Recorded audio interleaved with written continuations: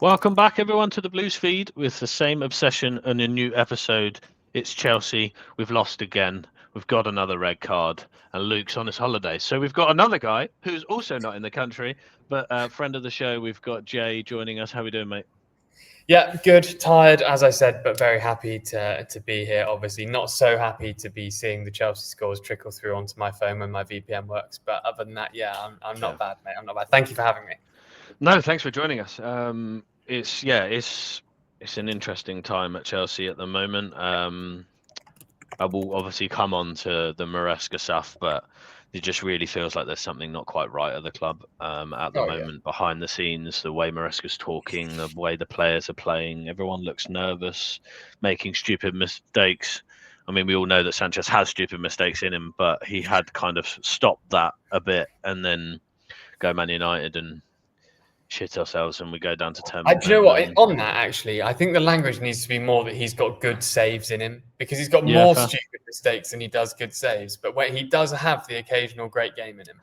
To be honest, when he doesn't do something stupid, he usually He's all right. does very like if you just take the brain farts out, he's actually a pretty decent Oh, goalkeeper. But the 100%. problem Yeah. is, yes, there'll be games where he saves you points, but I'd love to know if you could like if there was actually a statistic of if he does more good than bad. It would be an interesting one to actually look at from a whole season perspective. Because every time he does make a mistake, he usually costs us 3 points. So like the good saves he makes, does that work out on more points than the ones that he gets rid of? Would be an interesting stat, but I don't know how you track that. But yeah, before we get fully into the episode and we discuss this further, everybody remember for the 1K subscriber giveaway, subscribe, pop a comment down below, and when we achieve the 1,000 subscribers, we will be giving away a shirt of your choice. I mean, it keeps going on, and I keep saying this. Maybe it will still be without a front of shirt sponsor because we still don't have one of those. So yeah. To get into the episode, we've got the best comment as we always do. It's actually fan favorite. I think this is 3 in a row of Angeloka being the comment of the day. So everybody else needs to get a comment, see if you can feature in the next episode and start a conversation. We are finding new ways. I presume he means on the ways that we give away goals and lose games. Yeah. Maresca did it again, and he needs to go. Just before they equalised, Gusto was away and clear on the counter, and he stopped and turned back. Gusto replaced Esteval. Esteval wouldn't have stopped. The subs were equally perplexing. I presume he means as Man United. And how on earth did he think that would work? An age-old best form of defence is attack. Literally, Maresca literally cut our legs off. And I kind of agree. I think we discussed it on the episode last week after the Man United game that the only way we'll know if Maresca learned from the way he kind of went full defense was if we got another red card. And I think Luke's exact words were, but it'll be quite a long time until we know that again, because red cards don't happen all the time. But 4 days later, it feels like we've done the same thing again. So we discussed it last week that we thought it was just mental how we never went for the game after we went down to 10 men. We just took everybody off. And then also when we went 10 men versus 10 men, we didn't bring any attackers on. And we just ended with one attacker on the pitch and defenders. I know you're obviously away and you didn't catch the full game, but I'm sure you caught up on it. Yeah. Just going for full defenders and playing for a 1-0 just seems mental to me. I don't know what your thoughts are on that. Oh yeah, I don't disagree. I've actually seen lots of discourse as well about the sort of look what Tuchel did against Liverpool, and when we got a red card, and it's very easy to forget what our 10 men looked like against West Brom in the same season, and the sort of caliber of centre backs we have. But yeah, I tend to be a little bit more. I'd rather see gung ho football than conservative football. I think there's a time and a place for it, but when you're 1-0 up, I think with a squad, there's so much quality around this squad that there's a way to tactically adjust. It's not easy. Brighton are a very good team. And if the first 2 goals that Brighton scored came from balls in the box, and then the third goal was a defensive mistake, was really poor, like really, really poor. Third goal was so disappointing. But I mean, the first goal from Brighton was brilliant. Like I've said to you already, that I love that goal. I think it was an outstanding goal for them. But you know, if they're just going to fight, if you're just going to allow a team to fire balls into the box and then not track the players when they're making the runs inside, that's I hate this phrase normally, Phil, but that is genuinely Sunday League stuff. Like, if they're going to pump balls into the box the whole time and you're not going to track the runners, you're going to concede goals. Like, it's really like, and also with they have nothing to be scared about on the break. So you're giving a team that likes to have control and possession completely the whole entire space because you've got 10 men behind the ball. You're not tracking your runners, and they have no threat on the counter. So they can just leave 2 people with João Pedro. That's it, because nobody else is getting forward. So yeah, I thought it was mental. We did it against Man United. Maresca didn't learn, and he did it again, and just kind of just went fully defensive. He needs to learn, and he needs to use his squad better, because another game goes by, no Gittins, no Garnacho off the bench. I just think it's exactly what Manjaloka says, perplexing. I don't quite understand what we are doing. So I mean, we'll talk more Maresca in a moment, but yeah, I think it was a good comment. I appreciate that. Everybody else needs to comment better so you can be involved and also subscribe, because subscribe. Literally, what's the stat? It's like 46% of people who watch YouTube videos don't subscribe to the channels they watch from. So just do it. Yeah. Get yourself. And ours is even less. Most of our viewers that are repeating don't subscribe. So please drop a subscribe down below, and then we can grow, and we can get some more guests on for you guys. We've got some good ideas. Yeah. No, obviously with you, Jay. With you, Jay. Didn't mean that as a dig, and I now realize. No, I didn't even take it as that, to be fair. I just thought it'd be funny to say. Yeah, fair. But yeah, appreciate that comment, and please put your thoughts down on what's going on below as well. Can I interrupt your flow slightly? Please. The one thing that you mentioned at the top about the Sanchez stat, I mean, he has conceded 2 more goals than he's meant to have so far this season. Like, that's actually quite a large amount. Like, the XG conceded 6 games or 7 games. Yeah, exactly. Yeah, exactly. So like, if you average that across the season, like, he's looking like he should concede like 8 to 12 more goals, which can be really decisive. Yeah, and I mean, we were talking about it on your show just a moment ago, but I looked at the Pender's stats while we were talking on there, and he's already prevented like 0.4 of an extra goal, prevented 0.4. So if you average that over the season, you're kind of looking at like 3 or 4 goals that he prevents, whereas Sanchez is going to let in 8 to 12. So there's a big difference there. Massively. But I mean, what can we do? We're not going to play Jorgensen because Jorgensen is terrible. But yeah, to kind of speak a little bit more about the Brighton game as well, I just feel like I mentioned it at the top. There's something not quite right at the club. I feel like these players are making these decisions due to 1, lack of confidence, and 2, trying to be the hero, because they feel like if we go down or if we concede a goal, that might be game over and we won't be able to react from it. I mean, we looked at it in the Lincoln game. We went 1-0 down, and it took Maresca, by his own words, throwing shit around the dressing room basically to get a reaction out of them. And even then, yes, we brought it back, but we looked terrible. We didn't deserve to win that game at all. No. So there's something not quite right. I think it's the lack of confidence, either that be in Maresca, either that be in their tactics, or what have you. Well, what do you attribute to the multiple red cards? Like, what do you put your kind of thoughts into why this keeps happening? I think there's numerous things. I think your hero point is really valid. I think that players are sort of forced into a position where they have to make rash decisions. Secondly, I think there's a lack of general composed leadership, which has been a sort of fairly consistent theme since we lost Thiago Silva, but was just sort of has been fairly present in Chelsea discourse for ages now. And I do think that is impactful. Like, there was a load of debate a few years ago, I remember, in sort of online football communities about whether captains are important or not. And I think they are important. And I think having the right person as your captain is really key in the team. And I'm not saying Chelsea have the wrong captains. I'm just saying that I don't know if we have that sort of composure and leadership combination in the way that maybe we would need. And thirdly, and most importantly, is I don't think Maresca's tactically doing the best he could be doing. And, you know, I tend to find the sort of in-out debates kind of tedious, but my big thing on that sort of debate front is like, I don't think it should take as long as it does to implement your style consistently. I think that is completely overblown.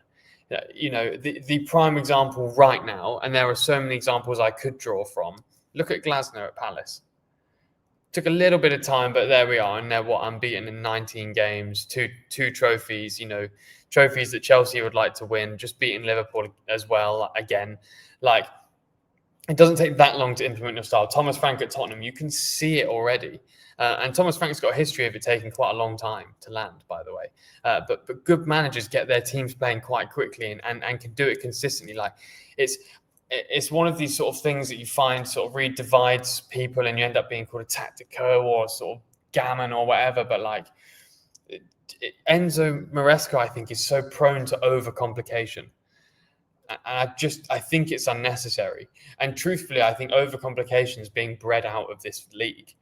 I think if you're here to be a consistent tinkerman, you're not going to survive. I mean, even look at Pep. Pep's having to stop being so much of a tinkerman because the overcomplication is just not working. Because it got to a point where it's borderline unnecessary. And I think unless Maresca decides to maybe be more pragmatic, more trusting in his team, and stop overcomplicating to the point where it becomes either too much or players become disenfranchised and move away from it, you're going to have these issues.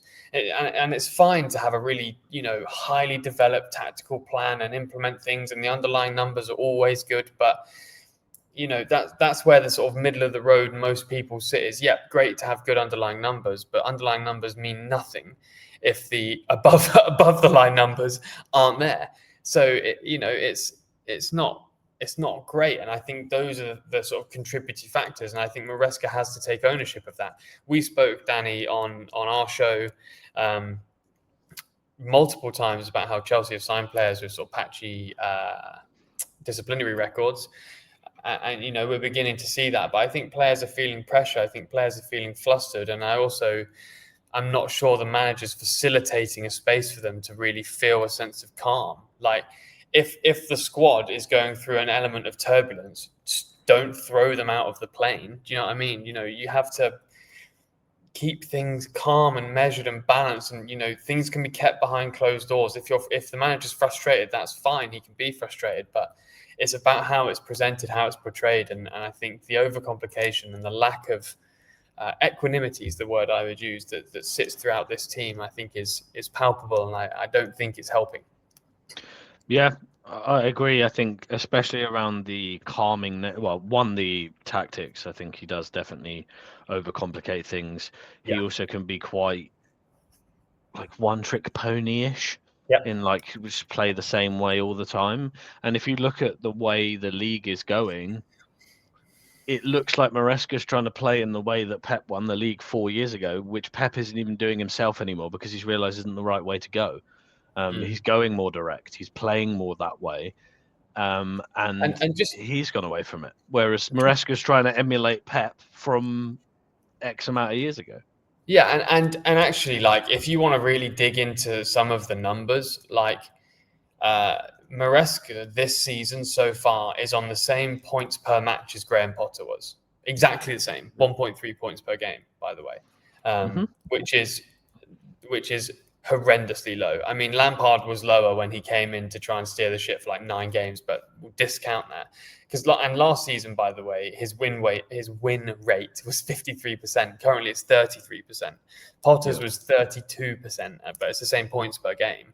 You know, the whole Tuchel thing never dipped below 50%, for example. Pochettino was 47%.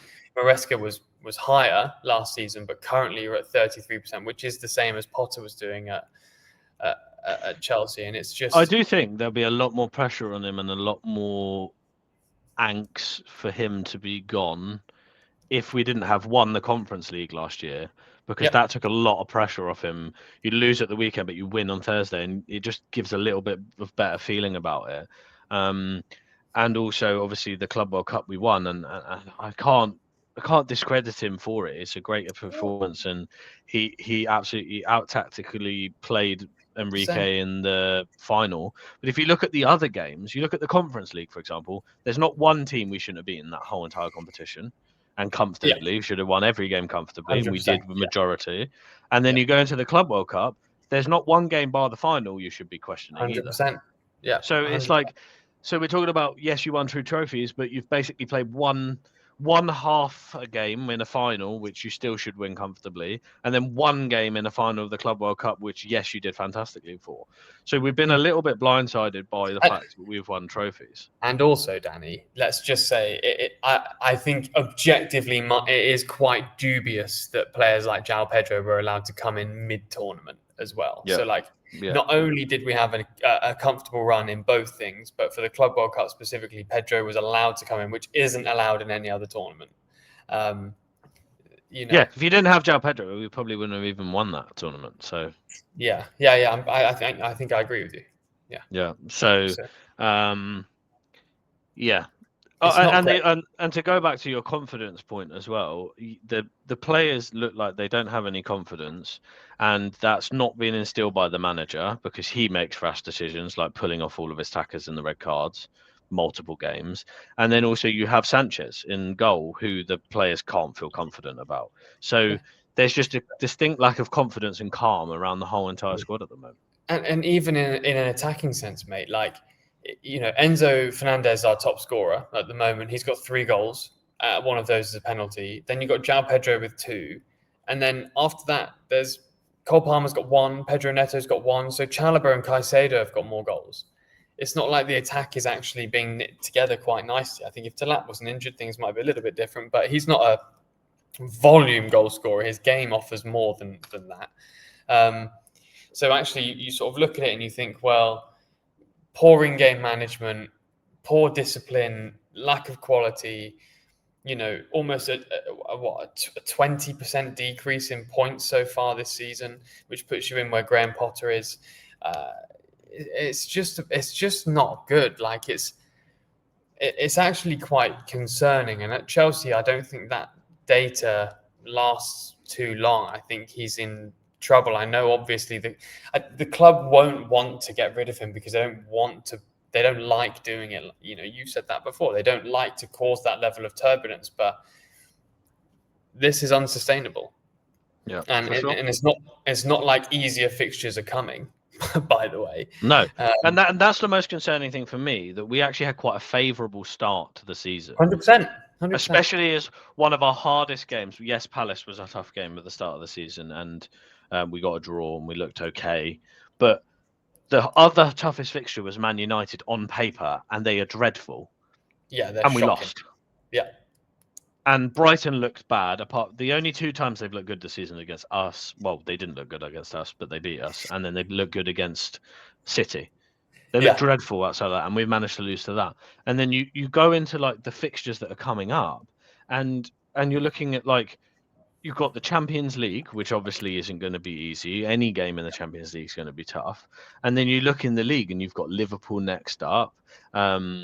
You've got Forest, who've obviously got their new manager bounce. Then we play Ajax. Then we play Sunderland, who look good. Then we've got to play a cup where we play 3 days later. Then we play Tottenham away. Like, you've got some tough games going on. I genuinely think if he keeps speaking like an idiot in the pressers, which I don't think he can help himself because he loves an excuse and never take responsibility, and we keep losing games, I just don't think it can last very long. I don't care about the vote of confidence that comes out. How many times did we hear Potter get a vote of confidence? It was every weekend. Like, they're putting that out in the media to not be put as much pressure on the squad and also onto the manager, because it's evident that when we're under pressure, we fold. So they're trying to calm things down. But I mean, if we lose to Benfica and we lose to Liverpool, that stadium is going to be toxic as hell. It's going to be tough. And like, Forest haven't been great, but they're not a weak team, and Forest away is not a great place to go. You follow that with Ajax coming to Stamford Bridge, and who knows what Ajax will turn up. Sunderland have looked great so far this season. I expect Chelsea to win. You've got Tottenham away, which isn't great. And like Karabag, whatever, Wolves, whatever, Burnley, whatever. But then you've got Barca, Arsenal, Leeds in a row. It's just like that's brutal fixtures to. And this is my concern. We said it on the show last week, but my concern is if you go into and you don't beat Benfica and we lose to Liverpool, the negativity is so Oh, bad around the club, and then you play basically every 3 days until the new year. Yeah. Oh, completely. The sort of the sprints are not great. Like the fixtures are objectively more favourable. I mean, following Leeds, which is the fourth. Right, we've got Arsenal on December 1st. Leeds away, 4th December. Bournemouth away, 6th of December. Atalanta away, 10th of December. Then we've got Everton at home before Newcastle away. Then we've got Villa, then Bournemouth, then City, then Fulham. It's quick succession stuff. And if things don't pick up, you end up genuinely 12th.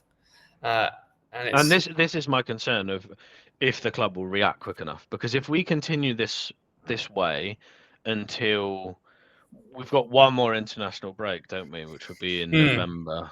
Yeah. They need to make it. Yeah. Is it November? Yeah, there's one more in November, isn't it? November. Yeah. He needs to turn it around by then, otherwise they need to get rid in November, in my opinion. Because if it's still negative and it's still bad, and then you come back from the international break, you got away to Burnley, you're just going to sit in their box.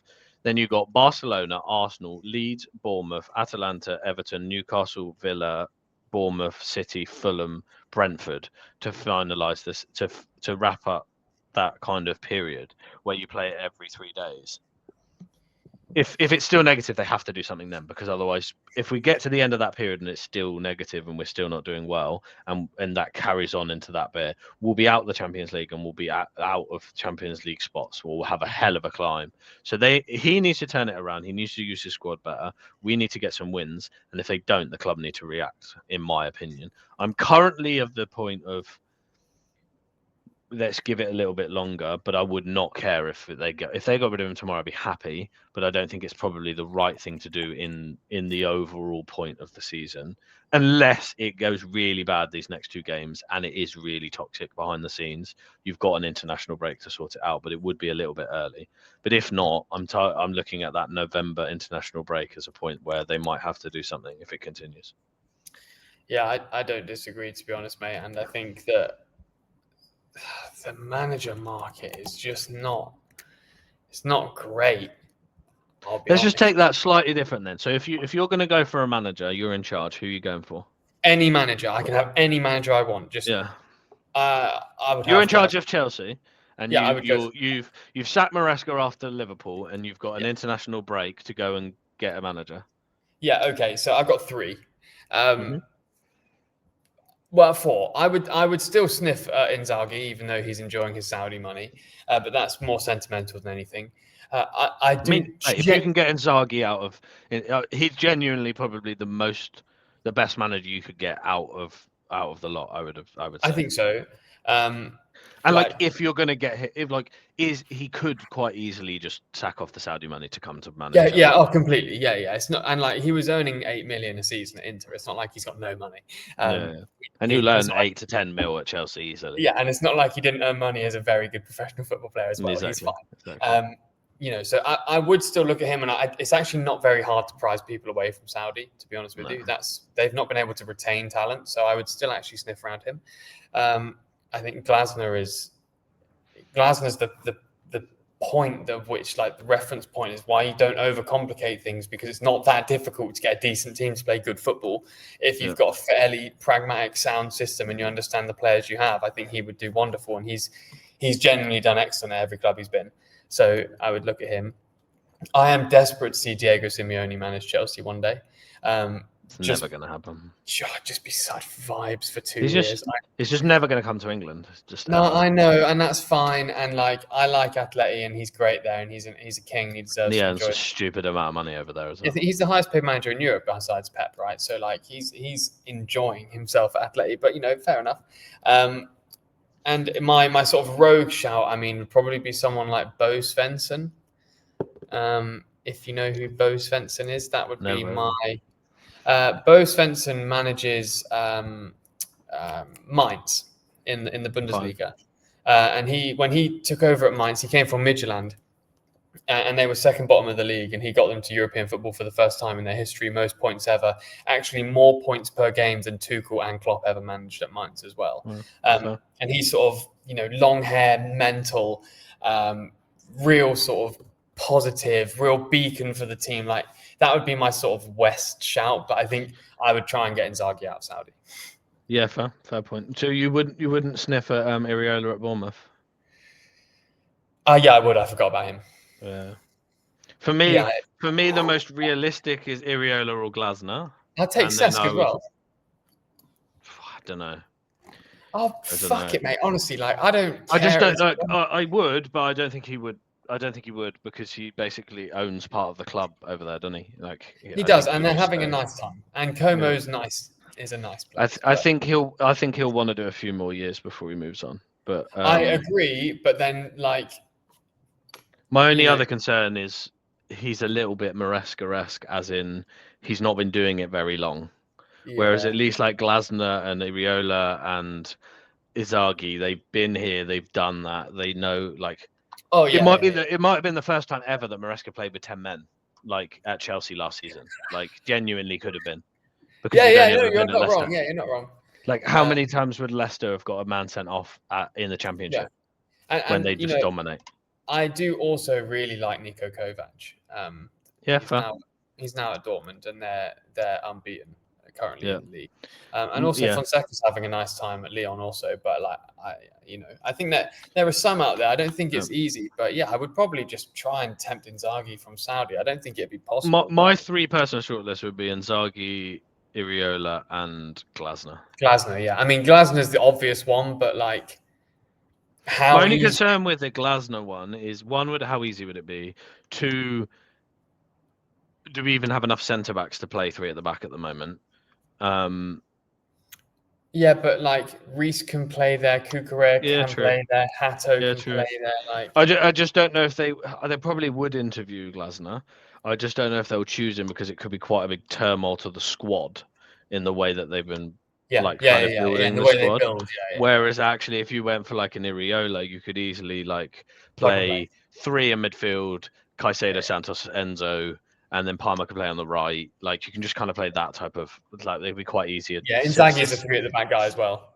Yeah, so system-wise, it might be a bit easier, but they would definitely speak to probably all three of those. So we'll see. At the end of the day, let's just make this clear. I would rather not sack Maresca and we go on a massively winning run, so we don't have to. Like, I'm not trying. I don't want us to lose. I'm not going to go, let's lose to Benfica and Liverpool so we can get rid of him. But I just, my concerns are, when he was at Leicester, he went for a massive run. It took ages for him to get it back. Last year, December to April, to get it back. If we go through that same spell, let's call it a 3-month, 4-month spell, we'll be out the Champions League and we won't be in the Champions League next year. So that's my concern. When it goes bad, he doesn't seem to be able to react quickly and turn it around. So everybody's going, it's only a mini slump, it's only 6 games. Yeah, but he's got history of not being able to turn it around quickly. So that's my concern, and I lost faith in him last year. So that's why I'm concerned. Interesting time to welcome Jose back, isn't it? Yeah, that comes on to our next point. We've got the Benfica return. The special one returns. Yeah. Probably the worst manager you want to play next. It's so rough. Like, literally, 10 men behind the ball. The king of the dark arts. Yeah. Like, you could just predict, obviously not in Portuguese, but you can predict his kind of pre-game thing. They're shitting themselves. They're on the ropes. They can't break us down. Sit in, and anytime you get tackled, roll around on the floor and get a yellow card, because one of them will be stupid and get sent off. Like, that's what you're going to say at the end of the day. That's going to be his. That's going to be his thing. It's going to be like, the crowd are nervous. They're on top of them. Like, mate, I'm actually going, and I don't know, outside of listening to the Champions League music, how much fun I'm going to have, to be completely honest with you.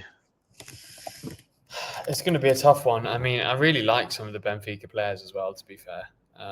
They got some really nice players. I mean, I mentioned some on a previous recording that we did. I mean, Pavlidis is really doing... It's like an absolute brute as well. Yeah. He does. Yeah, It's like a I like. nasty fucker. I don't know if he is. I haven't watched much of him, but he looks like a nasty geezer that would just I like like. rough up your centre backs. And we're Oh gonna have yeah, to no, play. We're gonna have he to play definitely. Hato and Josh, by the way, because Yeah, we've yeah. got Oh, he definitely will. Like, unless he definitely. Badiashile gets rushed back in, but we've got no Fofana. He's out from concussion. We've got no. Hmm. Oh no, we can play Trev because he's not banned for the Benfica game, is he? So we can play Trev, but we're basically gonna have to play Trev and then one of Hato and Badiashile or Josh, which is Yeah. Pavlidis is definitely not shy to be physical. That's undoubtable. I really like Rios as well, the midfielder. Wonderful hair, probably the second best hair in European football besides Julian Alvarez. Um, Does I Julian like. Alvarez have decent hair? Oh my god, bro! Honestly, look at it. It's magnificent. Like his hair is unbelievably good. Um, yeah. Whilst Danny's looking at hair, I will say I think Benfica will be tricky, and they've got some really interesting players, and they're going to be very Yeah, that's your physical. that's your man crush haircut, isn't it? Let's be honest. Yeah, 100%. Yeah. Yeah, Like, yeah, fine. that's. I mean, if we can have hair like that, class. Yeah, I can't. Mine's peaking in the corners.